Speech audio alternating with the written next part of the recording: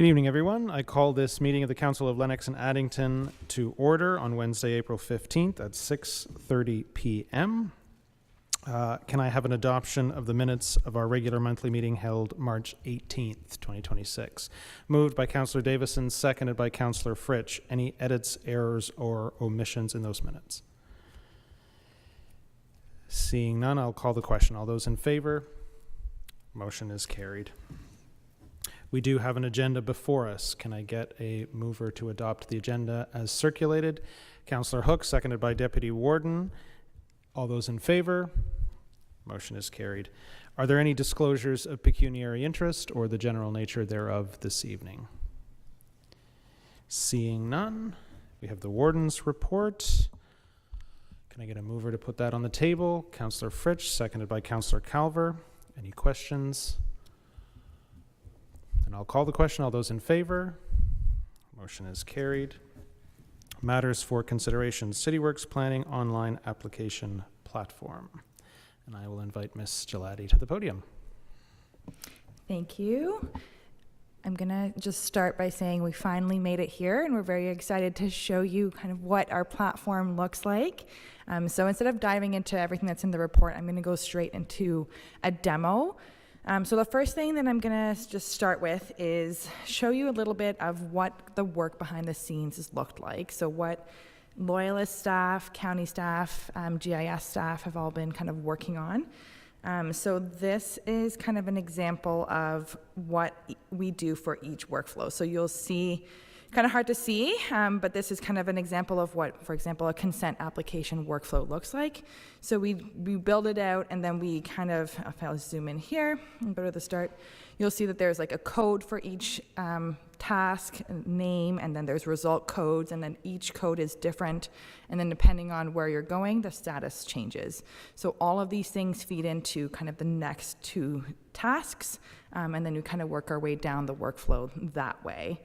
So every task has their own result code, has their own status, has their own, I guess, they're all unique codes. So it takes a while to kind of configure everything and get everything lined up.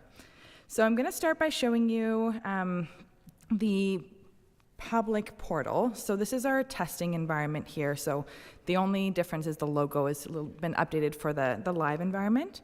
So when someone goes to apply, they'll create an account, log in, and then they'll kind of hit this landing page here. So the first thing that they can do is request a meeting with planning staff, and they can do what's called a pre-consultation request, or they can go straight into submitting a planning application. So that's what I'm going to do, just because it's more of a general application. So I'm going to go and submit a consent application and for a new lot. So once you click on, I want to create a new lot, you kind of have a spiel of what that means, how to submit your application. It'll bring you to the application page link. So if you want to find your forms or anything like that, it'll direct you to the Loyalist landing page. If you need some help with CityWorks, it'll kind of direct you to that. So I'll just click on it here, and it'll bring you to the Loyalist page. It'll show you how to register, how to submit an application, and then there are a bunch of help videos that we created as well. And then there's just a note, like every application is required to be commissioned, and if you have any questions, here's who to reach out to. So every application has this, the only difference being what application type and kind of how to submit may differ for a couple of the applications. So minor variants, it won't say this is to create a new lot. It'll say this is to request a variance. This is what you're kind of applying for. So you hit OK, and then you begin your application. So this is what everybody will see, regardless of application type. It's always going to be the same. So we've asked for the applicant last name or the development project or anything like that. So I'm just going to do, this is April 15th. And then you can either put in your property address or roll number, or you can zoom in on the map and kind of double click on your property through the map as well. So I'm going to enter. I'm just going to use this one as an example here. And then you would click next. Select the address. And here's where you kind of enter people. So when you create an account, it asks you for your name, your address, your email address. So in order to make it easier, you can say, use my information, and it'll autofill whatever you kind of use to create your application. And then I'm just gonna make up 123 Main Street. And then if you wanted to add more roles, so if you wanted to add an agent or a contractor or a surveyor, or you've hired a planning consultant, you can add them here. We have directed in our help videos to ask people if they are the applicant and they're also the owner, to just put it in the comments that you're also the owner, just to verify that it needs to be the owner who applies for this. We would hit next, and then we would go to details. So every application will ask if you've had a planning consultation with staff, and then the question mark, you kind of can hover over it to figure out what is required. So while pre-applications are not required, it's highly encouraged. So we kind of have that pop up there. So I'm just gonna say, no, I didn't, and I don't have to fill out the name of anybody I met with. Then it goes to the document section. So in order to add documents, you can kind of hover over here, sorry. So if you click here, you can kind of see all of the documents that are required. So you'll see a concept plan and application form are the two mandatory ones, and then you can add any of these other forms or documents as you kind of would like to. And then it's not going to kind of let me continue unless I add documents here, so you're required to add them. And then payment, you just kind of, so the way Loyalist has it set up right now is they are not accepting payment kind of through the system yet, so they're doing e-transfers or checks or cash or anything like that, or debit in the office as well. So they're set up for e-transfer, so the instructions are kind of there for the next page. So I'm just going to go through an application that I've already created here. So I'll kind of show you this one here. So it's just a generic address for this one. So this is kind of what shows up on the payment option here. So you'll see once you hit submit, this is the page that you kind of go to. It's the same regardless of the application type. So you'll see payment options for Loyalists include drop off a mail in the check, debit at the office, or e-transfer, and then here are the instructions on how to pay free at e-transfer. The amount preloads, it's something that staff can change or edit too if you need extra studies or anything like that. So this is the view that the public has. So you'll see application, you'll be given a number, this is the address, this is the name that you've given your file.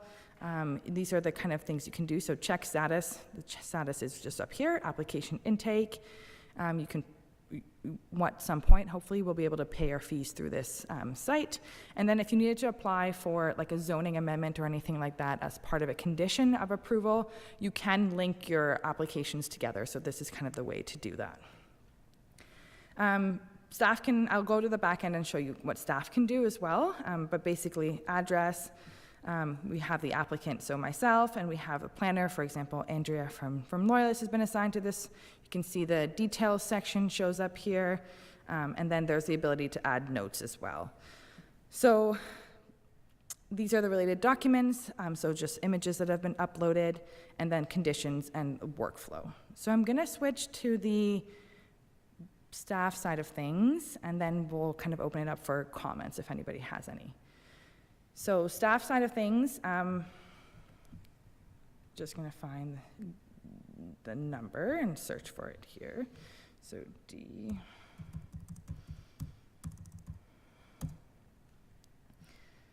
So this is the file, same file as on here, is in kind of in the back end here. So you'll see the same case number here. You'll see the same fees. So if you wanted to edit fees, staff can go into the back end, edit the fees. They can process payments on the back end here. They can add notes. So this is the way they communicate kind of with the public. So the way we've set it up is you'll kind of, if you're registered for a committee of adjustment date, you'll enter it here. There's a format that staff need to follow, and that'll show up on the public side, so they'll be notified you've been assigned to this meeting for your application. You'll see the same kind of documents loaded here. You can also add comments. Comments can be either made visible or not. So for example, there's an angry dog on the property, please avoid or beware, and you can kind of make that internal only. And then you can also make comments public. Map layers, so this property doesn't have any really, but most will show zoning, official plan designation, if there are any environmental features on the property, if you're near any, basically anything that's in the zoning bylaw or official plan that planners need to be made aware of will show up here as well. The address, the people that have been assigned to the file, and then the data group is just the details of what kind of was input, so have you had that pre-consultation. And then on the other side, so we've went through fees, payments, notes, and then the attachments. The consent applications and minor variances and everything sometimes come with conditions, so staff can go in once you've had approval of your application and they can add in conditions here. And then that will show up, sorry, hit the wrong button. That will show up on this side here, so if we go back to the public side, the conditions will show up here, and once a condition has been completed, the public can kind of track their own conditions. So instead of kind of calling staff and saying, hey, I can't remember which conditions I fulfilled or not, they should be able to track that here. And then the last thing that we kind of haven't gone through is workflow. So these are the kind of steps that I showed you earlier on the PDF. So these will show up as part of this workflow here. So staff will go in and they will kind of go through, edit these steps. So as they finish one, they'll say, okay, I've completed this. And then certain steps are visible to the public. So if I go back here, you'll see that the application step is visible to the public. Staff can communicate back and forth regarding this step and the workflow. They can add comments. You can view a checklist, so you can say, okay, you've included these 2 things, but you forgot to include your aggregate study. Can you please resubmit? And then that'll be communicated back to the public. The other thing that we have kind of configured in the staff side of things, and this is also visible to the public in a map, is all the applications that are currently listed, or active. So you'll see what the number is, where they're kind of at in the process, what kind of application, which planner is working on them, where they're located, when they were created. And then the last thing that we did, and I'll show you here, is if you go to, for example, planning management, you can kind of see quickly how many consent applications were created in a year, how many were approved by a delegated authority, for example. So it allows kind of staff an easy way to track how many files they've processed in a year going forward. And then finally, our last kind of dashboard that we've set up is you can also track files. So once somebody submits an application, it'll go onto this dashboard here, and then you can assign the file to a planner. So you can also see like how many files have been submitted in the last 10 days and kind of things like that.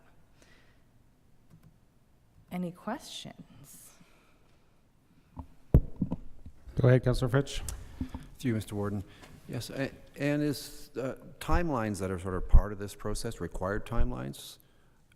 I assume they're built into that as well, and then the applicant can see the timelines and where their application is relative to where it's theoretically supposed to be? Yeah, that's correct. So a lot of these timelines are actually legislated timelines, especially for planning applications and for building as well.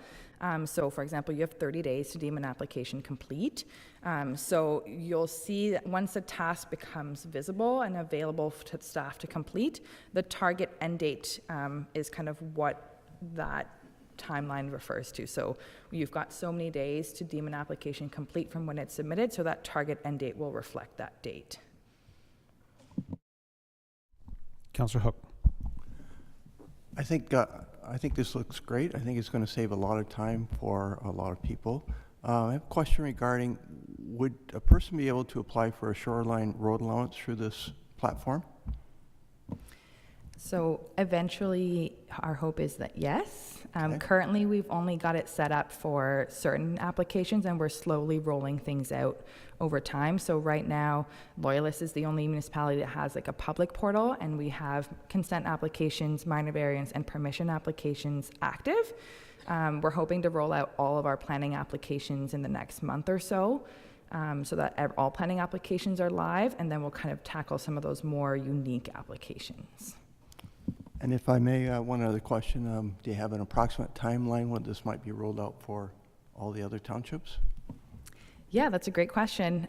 We're hoping to have it rolled out depending, like in the next 2 years for everybody, depending on kind of staff availability. It takes a lot of time to train staff to use it on the back end as well.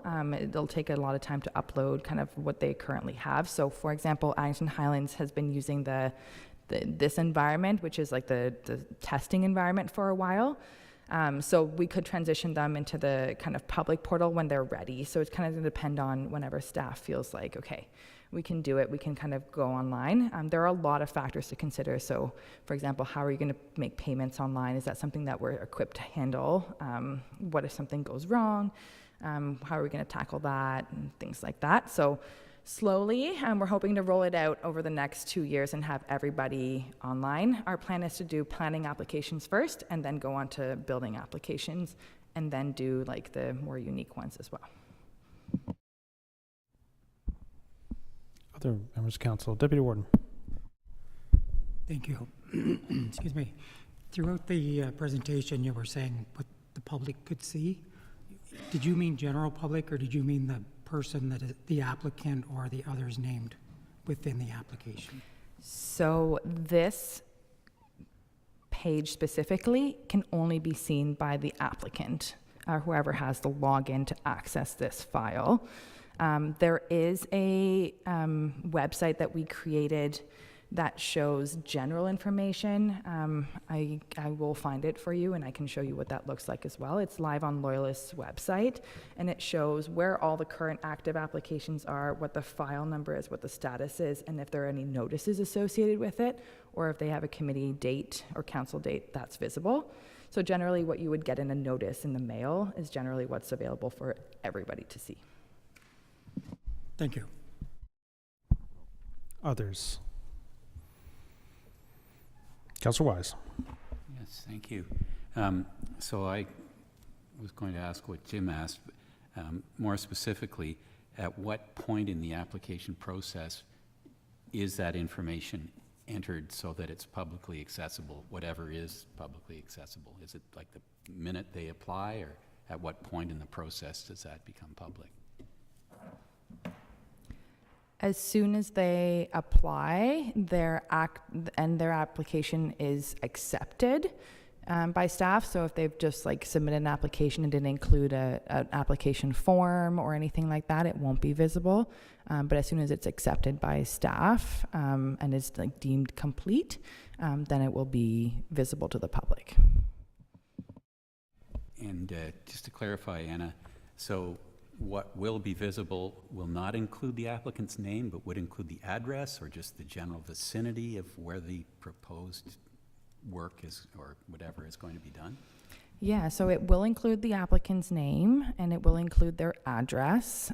So I don't know if you've ever received one of those planning notices or seen them. It'll basically, everything that's on that notice is what's visible. So it'll include the purpose and effect of the application, where they're located, what they're planning to do, their name, and usually it'll include like a brief map or description of the proposal, and then when they're going to a meeting.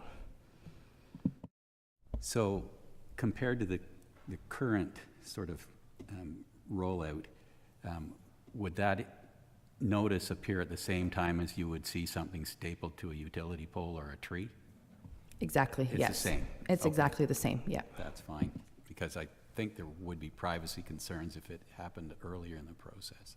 So it'll be visible if there's kind of an application in process, but none of that information will be available until they're ready to kind of post the notice. So it takes a while sometimes to get to that point. You could submit an application and you might need to go through some studies, or there might be some concerns and they won't deem your application complete until we've kind of addressed all of these things. Or even if they deem your application complete, then they kind of have to circulate a notice within so many days. So that it'll follow the exact same process. Others. Councillor Calver. Thank you, through your worship. When do you think this is going to be up online for all the municipalities to take part? So I'm hoping within the next 2 years for all municipalities, but it depends on when the municipality is ready. We're happy to take on the next municipality of whoever is kind of ready. So I know, like I mentioned, Addington Highlands staff has been using the sandbox testing environment for a while now. So whenever they're ready to kind of transition, we can do that. Stone Mills has had a lot of staff changeover recently, so they've just started their training of like new staff, mostly for planning. Again, our focus is just tackling one thing at a time. And then Napanee, we're hoping they're waiting on their current system to be transitioned into this system so that they can access their files. So our GIS department is working with the staff there to make sure that can all transition over. And then we're hoping that they can start using it as well. Okay, thank you. Deputy Warden. Thank you. Sorry, something else just came to mind. Throughout the process, there's, because this is with the county and the municipalities, the application process now, throughout the process for like consents or zoning, notifications go to different agencies and the county is one of them. Would it all be done through this process as well, where we'd automatically send it to, say, MTO if you're near a highway, or the county or other agencies, conservation and things like that? Is that all done through this as well, or is that still done the old way where they forward it? So currently it's still done the old way, but our hope is that that changes. So we do have the ability to circulate everybody through the portal, and they'll just have access to the one step in the workflow to upload their comments, and they'll be visible to the public as soon as they kind of upload their comments as well, so everyone will have access to the same information. Currently, we're still working on getting all of our applications online, and then that'll be kind of a next step. We are working with our roads department to try and make sure that they're kind of our first, I guess, point of contact to figure out exactly how it works. But the goal is to have everything submitted through the portal. Thank you. That should improve the system significantly for staff, I would think. Thank you. Last call for questions. Through you, Mr. Warden, this is an example. So this is the dashboard I was talking about. So I just quickly looked it up it's available on our website as well. So this is, you'll see like CityWorks active planning files. If you click on this link, it'll bring you to the application page, and then all the information that you need for loyalists. You can see there's 31 active files currently. If you want to see the meeting calendar, you would click on this, and then you can kind of see which files are going to which meeting. So this is all public information, and it's accurately represented. And then you can kind of filter in, okay, I want to see, like this purple one here, that's a site plan application that's currently active. And then you can kind of go through each one, and you can click on them. And it'll tell you the case number, the location, what kind of application it is, what planner is working on it, where it's at, and if they have a meeting date, it links you to the calendar there. So this is an example of what that dashboard would look like, and our goal is to have that for all of our lower tier municipalities.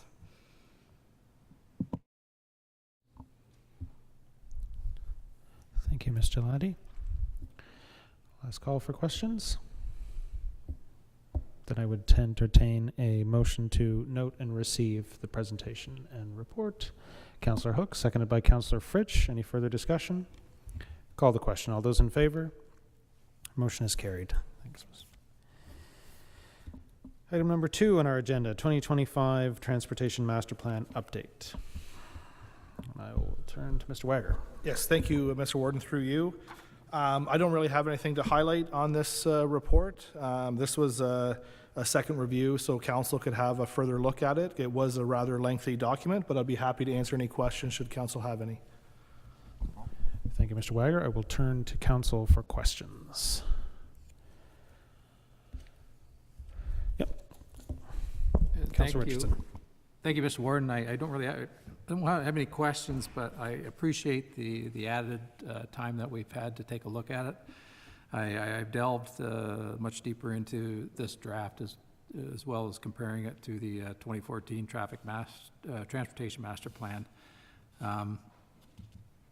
I see a lot of progress in this at this point. I guess my only hesitation is I don't see a lot of urgency with respect to some of the arterial roads in the town of Greater Napanee, and that's where my concerns are. You know, it's a good document. You can see the shift from, you know, the problem identification to implementation. You can see that, and you can see it right across the board. But my concern is I don't see the urgency for some of the stuff that's local for me anyways. So that's my concern, and I don't think there's a question involved in that, but that's where I have the concerns with respect to the master plan in and of itself. Thank you. Duly noted, Councillor. Thank you. Others? Then we do have a recommendation to note and receive the report and that council approve the master plan update. Councillor Davison moves, seconded by Deputy Warden. Further discussion? Deputy Warden. First off, I'd just like to say thank you for all the work that went into this. It was a significant document, and in areas it was pretty significant detail as well. Also, on behalf of Loyalist, I'd like to show our appreciation for the opportunities to be able to collaborate and provide input and help shape the document. And it was nice to be able to follow this process when it was discussed at the TAC and things, when items would come up through each month as we got the minutes, we were able to follow it through there as well. So that was really nice to be able to bring it up to fruition here. I think it's a good roadmap going forward. It's a good basis for everything to keep proceeding.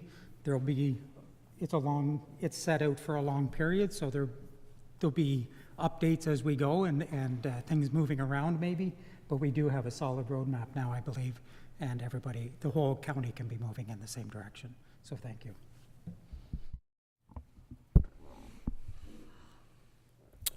With that, I will call the question. All those in favor? Motion is carried. Number 3, Odessa capacity issues, and I'll turn again to Mr. Wagger. Yes, thank you, Mr. Warden. Through you. As part of the transportation master plan, the consultant identified capacity issues in the village of Odessa and are recommending an EA similar to the EA for the bypass off of Canada Road 41 and Canada Road 2 that was done in Greater Napanee. Thinking that that's a solution for Loyalist as well, which staff agree. In addition to that, we're doing the Odessa reconstruction, phase 1, 2, and 3 through the Main Street Odessa, trying to improve traffic flow there. And as part of the improvement, we're looking at a roundabout or a traffic signal, something to that effect that will improve traffic from the 401, as well as the proposed Kingston Hospital and the growth that's anticipated in the west end of Kingston. So because of that, we have to do an EA as well because of property acquisitions. So rather than doing 2 separate EAs and spending a lot of money, we're thinking of just doing one EA, combining it, and doing it with the engineers that we have on retention through our ongoing services engineering contract, as they already have the knowledge and are doing the design for Odessa. And we would just GHD, who has the knowledge and did the transportation master plan, so has most of that data for the EA, would then assist and provide that through them as a sub-consultant. But that has to go fairly quick because we have a timeline of 2028 that we plan to reconstruct that in partnership with Loyalist Township. I'll be happy to answer any questions should council have any. Thank you, Mr. Wagger. Any questions for the director on this? Councillor Richardson. Thank you, and through you, Mr. Warden. I guess my concern is that the estimate that it was provided was GHD, and now we're talking about, for all intents and purposes, single sourcing on an estimate that was provided by the folks that did the traffic master plan. I don't think I'm not afraid to say that I'm a big proponent of requests for proposals, requests for quotations. the average everyday person watching may look at it very simplistically, as I have, and said, like, this doesn't really pass the test.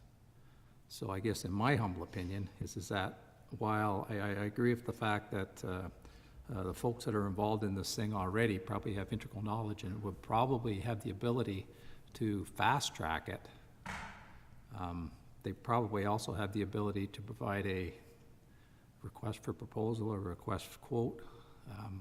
That is probably be the lowest one anyway, in order to keep everything, at least the appearance of everything, to be up, forward, and proper. I'm not so certain why we wouldn't go through the RFP process, but that's just my personal opinion, so thank you. All right. Yep. Mr. Wager? Yes, through you, Mr. Warden. We did discuss that internally. That is a concern of staff. We want to be transparent. We just recently did the EA for Greater Napanee, and we received, I think, 4 or 5 quotes for that. GHD was the low bid on that at $174,000. The next bid was $250,000, and then the other ones were around the $400,000. So that number of the $400,000, I expect to be on the high end. We can go through the process of doing a request for a proposal in this case, which is the proper way to do it. Just because of the time sensitivity on this one, like, staff are looking to include it under the ongoing engineering agreement, which is allowed through that contract, which has already been awarded through Jewel Engineering. Yeah, I'm not really sure what much to say on that. Like you said, like, GHD has done most of the data and background anyway, so technically it is theirs. Staff would be requesting a quote for them anyway, just to make sure they're on time and on schedule as part of the process. But I'm happy to, if there's any further discussion on that. But that was staff's reasoning to bypass the RFP in this process. Go ahead, Councilor Richardson. Yeah, thank you, and through you, Mr. Warden. Yeah, and I can appreciate that, and in most worlds, common sense would dictate that would be the direction to go. It's just that the world that we're living in with respect to transparency and openness and everything like that, there may be some out there that may not see it that way either. So that's why I raise it. Other questions for Mr. Wager? Councilor Wise. Yeah, just to comment on Councilor Richardson's concerns, which I share. It's about perception as much as anything. I think in this case, going ahead with what's being proposed is sensible, and I think it's defensible, given what Chris is saying about the reasoning and the urgency here. And I'm comfortable defending that decision in this case. Thanks, Councilor Wise. Others? Questions? What are council's wishes? The recommendation is to note and receive, and to direct staff to complete an EA to address the capacity issues in Odessa. Councilor Wise moves the recommendation. Is there a seconder? Deputy Warden. Further discussion on the motion? Then I'll call the question. All those in favor? Those opposed? Motion is carried. And we come to County Road 2 reconstruction. Yes, thank you, Mr. Warden, and through you, and I have to apologize to council. Sorry for the late addition. This project recently closed. We had a public tender, and in discussion with Loyalist staff and our engineers, we did a review, and in order to meet timelines and to accommodate the Loyalist Township's staff schedule, we've added it to tonight's agenda. Staff are recommending the contract 2026-01 to Fidelity Engineering. They were ranked as number 1 for the 4 bids that were received. It is slightly over budget. It's approximately $300,000 over budget. We do have approximately 1.4 million in anticipated savings in our 2026 annual hot mix program. Staff are recommending that any surpluses from this project be funded from the savings on that project or other savings on other projects within the county. Be happy to answer any questions should council have any. Thanks, Mr. Wager. Questions for the director? Seeing none, there is a fairly lengthy recommendation therein that captures the director's comments. I won't read it in full, but what are council's wishes? Deputy Warden. So moved. Moves the recommendation as printed. Is there a seconder? Councillor Fritsch. Further discussion on the motion? Call the question. All those in favor? Motion is carried. Homeless enumeration. And I'll turn to Ms. Kent. Thank you, through your warden. Last meeting, we had shared the preliminary data around how many homeless individuals we counted during our enumeration, and we had said that we'd bring back a fulsome report, and this report is just sharing that full report that has more information around demographics and some of the contributing factors that we've identified. So happy to answer any questions that you may have about the report. Thank you, Ms. Kent. Questions for the director? Councillor Richardson. Thank you, Mr. Warden. I promise I won't ask any more questions after this. The concern we have, and I say we, that we've had this discussion at the lower tier as well, is with respect to the survey that was done in January of 2026. The report suggests the federal government's point of time guidelines. In that federal government guideline, it suggests that the survey should have been done in the fall. And it suggests that by doing it in the fall, you avoid severe overcounting in the summer, and you avoid severe undercounting in the winter. So what my concern is because this was done in the dead of the winter, January, and actually extended for a little bit longer period of time because of the weather, is that the numbers may be undercounted. And if we're going to use numbers from these surveys to build homelessness and housing plan, how accurate can the plan be if the numbers that we're using are skewed? So I would feel less worrisome if the numbers that we were using had been done in the summer where they were overestimated, as opposed to numbers that were done in the winter when they would have been possibly underestimated. And of course, we may never know because it's past. But for a document, if these numbers are going to be used in a document, especially with something that's as upfront and forthwith as homelessness and housing, I just don't think that we are going to gain anything by using numbers that are, first of all, not accurate, or possibly not accurate, I should say, but are also underestimated or could be underestimated according to the federal government's point of time guidelines. That's with respect to the survey. With respect to the report in and of itself, which it will be a direct question,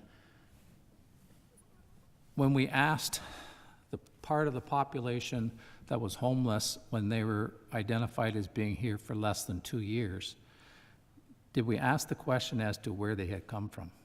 Because that isn't very explicit in the report, and when you look at the report, there's all kinds of graphs and colors and things like that, but there isn't with respect to the question of, if you've only been here less than 2 years, where did you come from? So that would be the question that was in there, and then of course the statement and my concerns with the survey, which I've explained, so thank you.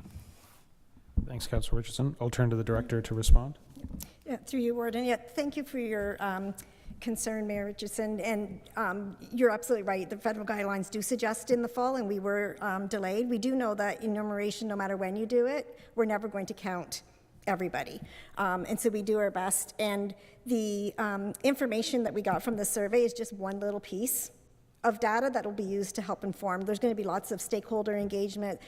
We know there's other folks, and there's other folks that we work with, our community agencies, who also have more numbers. So all of those data will be gathered to inform our next steps. But there are some, even if we don't have all the total count, there's some really significant pieces in here around mental health, addictions, and some of the contributing factors that help us inform what some of the supports and systems that we need to be looking at to address in our plan to help address that issue. Thank you, Ms. Kent. And I guess my concern is that when you look at the numbers, in May of 2018, overall, both surveyed and non-surveyed, there's 148 folks who were homeless. November 2021, which was done, and we have difficulty even comparing them because the first survey was done in May, the next survey was done in the fall in November, and the third survey was done in January. So we can't even compare apples to apples. We're comparing apples to oranges to bananas. And so, but the real concern is that over from the course of November of 2021 to January of 2026, the numbers have gone from 95 to 130. And the numbers in January 2026, if you believe what our federal government's point of time guidelines suggest, that 130 is probably low. And so the numbers have really risen exponentially. You know, I mean, it's, with the numbers that we have, it's 40%. We can almost assume that it's probably 60 or 70%. And so that's my concern, and to build a plan on numbers that aren't accurate, and I can appreciate that there will be other data coming from other places. But I really do think this is an integral part of building that plan, because these are the folks that are the homeless people, and those are the folks that, you know, there's a reason why we went out and did the survey. So, and like I say, if I could put my mind at ease, knowing that, well, it may be overestimated, then, you know, we build the plan, and if we overestimate it, then that's fine. But the problem being is that we're going to build something that is probably been underestimated, and for me personally, and for our municipality, that's a concern, because, I mean, I think I'm not going out on a limb by saying that we're probably the one municipality in the two counties that have the biggest problem with the homeless situation, right? So that's why it's very near and dear to my heart, and like I say, I just want to ensure that we get it done right, we do it right. But I appreciate the fact that there's obviously far more details that have to go into it. But just to follow up again, did we ask the folks when they've been here for less than 2 years? Did we ask them where they come from, or do we have documents, or do we have any kind of stats as to where they may have come from? I don't have those stats tonight, but I believe they did ask that, and the majority, if they were not from our community, were coming from like Hastings, Kingston, so in the direct vicinity. But I can certainly go back and check to see if there's further data on that. Yeah, and I appreciate it, and I apologize, because I probably asked the question that you wouldn't have had the data for tonight, Dan, but I apologize for that. But if I could get that, it would be great. Appreciate it. Thank you. Other questions on the enumeration? Councillor Fritsch. I don't have a question, but just a comment, just kind of continuing that conversation a little bit. But at our town hall meeting that we had in Addington Highlands last week, there was a discussion around the number of homeless people that fit the definition of that in our municipality. And certainly, I think the residents or the council or anyone who lived in Addington Highlands would feel that it would almost be impossible, for example, in our municipality, to do an accurate count any time of year, because simply unless you had boots on the ground and you were traveling every road and every trail, you would have no way to find these people. So I'm not disagreeing with your point in any way, Councillor Richardson.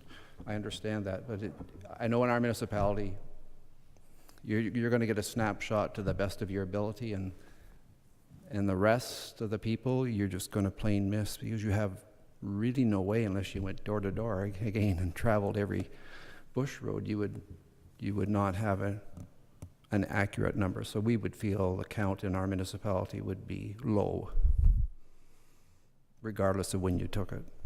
Just a comment. Thank you. It does. Councillor Richardson. And thank you, Councillor Fritz. I can appreciate that. And I think we all can admit that this is not a perfect science. However, I guess my concern is that if we're going to, and the reality is it's a guesstimate, but if we're going to use a guesstimate, we should use a number that's more robust than a number that's less robust, because like I say, it's like building a new building and moving people into the building. If you build it a little bit too small, you've got no room for anybody. But if you build a little bit too big, you've got a little bit of room for movement there. And that's my concern is that, I mean, the plan that this is going to be taken part of is a 10-year plan. It's not something, and I know and I realize it's going to get reviewed, possibly every 5 years or maybe even more than that. But this information is obviously integral enough to go out and do it, and I just was hopeful that if it's not going to be completely accurate, as we all know, that at least if we're going to guess at it, we would guess high as opposed to low, and that's unfortunately that's the results of doing a survey in January as opposed to June or July, so or even May as far as that goes. So that's just my opinion. So thank you. Other questions, comments? Then I would look for council's wishes. The recommendation is to note and receive the report. Councillor Wise, seconded by Councillor Calver. Further discussion on the motion? Then I'll call the question. All those in favor? Motion is carried. Okay, advisory committee recommendations and reports. The JMPC compliance report. Over to you, Ms. Malcolm. Thank you. Through you, Mr. Warden. You can see in the compliance report that we did have 9 admissions, 2 of which were respite admissions. We continue to rely on agency staffing largely for our RN population, but we still are leaning on them by times for our RPNs as well. We did have ministry inspection come in. We had 2 inspectors, and they conducted inspections on our recent outbreaks and had no findings there. They did also inspect an allegation of neglect of resident by staff, as well as a resident fall resulting in injury. Out of the allegation of neglect between a resident and staff, we did have a unmet written notice. The written notice was for education that was not completed. So I will give you a little bit more context there. So the education, there was a video. There was 2 components of the education. One was a video, and another one was reading and signing a brochure. They followed 2 separate paths, one an online path, and then one just a paper document. So the paper document got missed being signed, and as a result, we were given a written notice because the paper wasn't signed.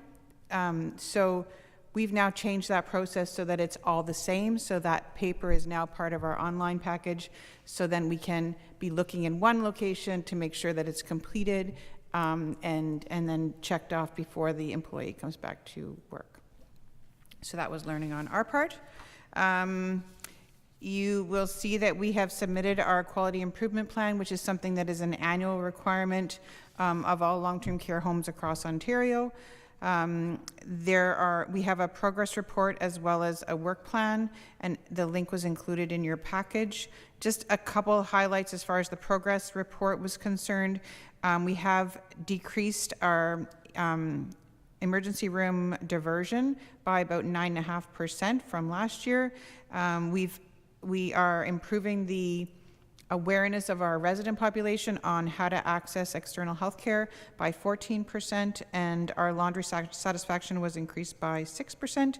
And as I've mentioned before, our use of antipsychotics with residents without a diagnosis of psychosis has improved by 30% from last year. And then things that we're working on for our work plan for 2026-27 include our admission process and educational offerings for staff around workplace violence, and then working on improving our pressure injury acquired within the home. And we've had no additional outbreaks as to what's reported here, and I'm happy to take any questions.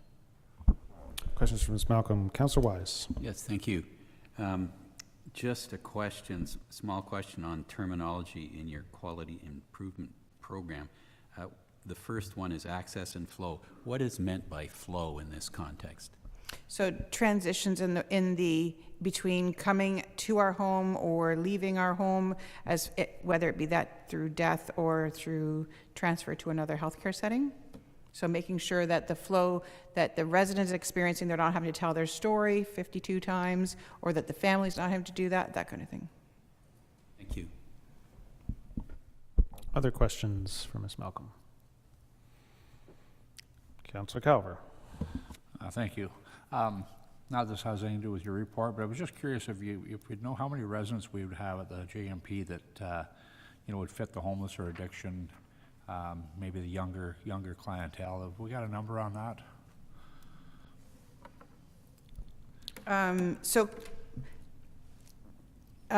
Currently we have people that are on our wait list that are under 65 and are struggling with mental health, drug and addiction actively. So yes, they're waiting to come into our home. In terms of residents currently in our home, we have a couple. They have very different needs than what our typical senior has. And we struggle as far as accessing resources that they typically would have access to in the community, but no longer have access to that because they are part of the long-term care setting. But because of their age, they also don't qualify for any geriatric services because they're under 65. So there's a tremendous gap there, and it's very difficult to meet residents' needs who are struggling with addiction because we aren't fully equipped to, whether that be through education, expertise, the ability to keep people safe when people are struggling with their addictions. Okay. No, thank you. I was just curious. Thank you. Other questions for Ms. Malcolm? Can I get a motion to receive the report then? Councillor Davison, seconded by Councillor Richardson. All those in favor? Motion is carried. Activity reports, admin services. Through you, Mr. Chair, I don't have anything to add, but I'm happy to answer any questions council might have. Any questions for the CAO? Seeing none, we will move to financial services. Mr. Day. Through you, Mr. Warden, I would like to highlight that the 2026 county budget insert is included in my activity report that we plan to insert on the tax bills, and I'm happy to answer any questions that council may have. Any questions for Mr. Day?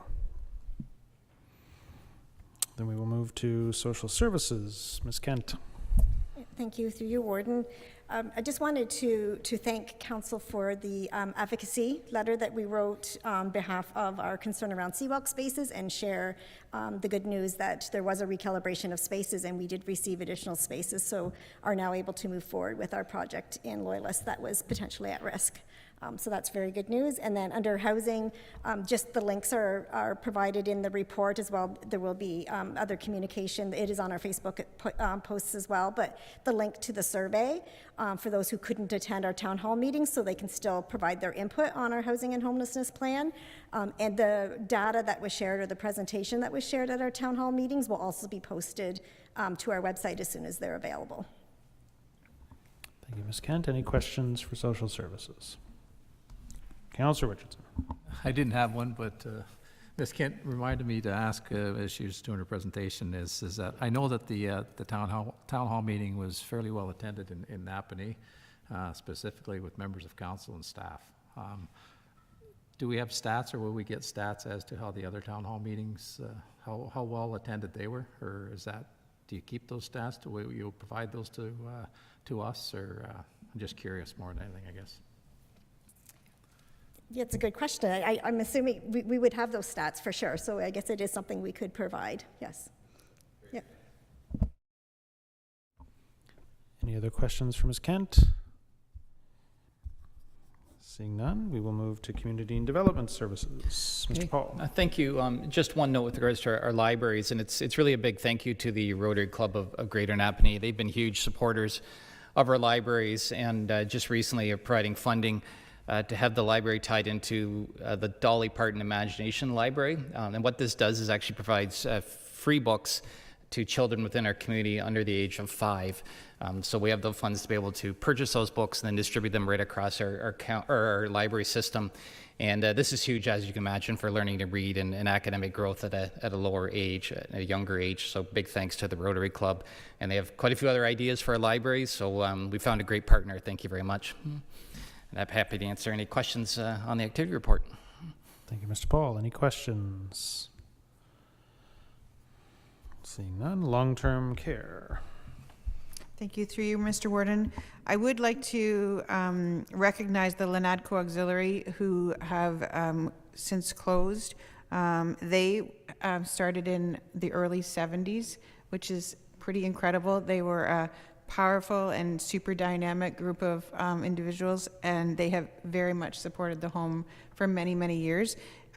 We actually did not miss a beat and have now the John M. Parrott Center Auxiliary with some similar members still providing service there, and they are very excited to carry on the service that the residents so much enjoy.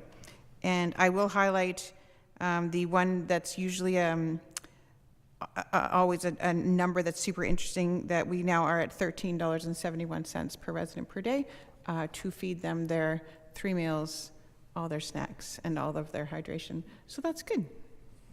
Happy to answer any questions. Any questions for Ms. Malcolm?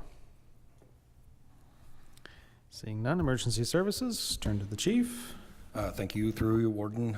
Nothing to comment on the activities report. However, there was correspondence from the Ministry of Health, who transitioned our funding for our community paramedic program to the tune of $1 million from the long-term care ministry to the emergency health services branch. This caught the entire industry off guard, and we are monitoring it at a chief level in the provincial body to engage with the ministry to better understand this decision and the ramifications thereof. Currently, there is no anticipated change in funding through 27. Beyond that, we're open to discussion. I'm happy to answer any questions. Any questions on the province catching the municipal sector off guard? Seeing none. Human Resources. Thank you, Mr. Warden. I don't have anything to add or highlight, but I'm happy to answer any questions should council have any. Any questions for HR? Seeing none. Infrastructure Services. Mr. Wager.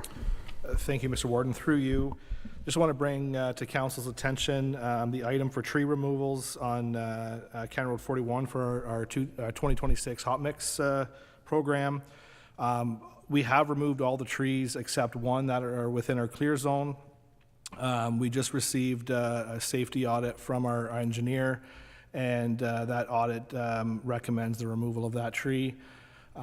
Just for council's information, we use the Canadian Transportation Association, the Transportation Association of Canada design guidelines and or the MTO roadside safety manual. And in this case, both those manuals, the tree is within the clear zone.